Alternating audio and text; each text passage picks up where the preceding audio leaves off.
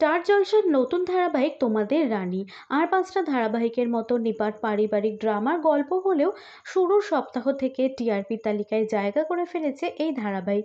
কারণ ধারাবাহিকের শুরুতে ছিল টুইস্ট। ধারাবাহিকের বিষয়বস্তু নিউ এজ রোম্যান্স।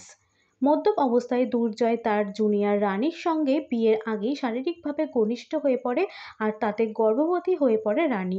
রানীর বাড়ির লোক তখন দুর্জয়ের সঙ্গে বিয়ে দিয়ে দেয়। প্রথমে বিয়েতে মত না থাকলেও পরে রানীকে ভালোবেসে ফেলে দুর্জয়। এই মুহূর্তে সুখে ঘর করছে দুজন।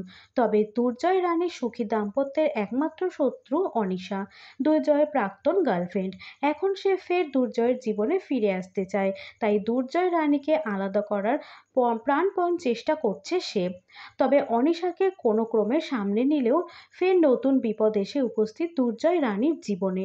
সদ্য প্রকাশ্যে আসা প্রমোতে দেখা যাচ্ছে রানী আর দুর্জয়কে মারতে ছুটে আসছে একদল গুন্ডা। ছুটে পালাচ্ছে রানী আর দুর্জয়। পালাতে পালাতেই তারা একটা পুরনো মন্দিরের কাছে এসে পড়ে, আর তখনই জল ভেঙে যায় রানীর।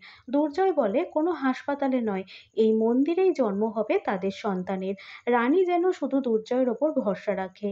রানী দুর্জয়কে বলে স্বামী নিজের থেকেও বেশি ভরসা করে দুর্জয়ের ওপর।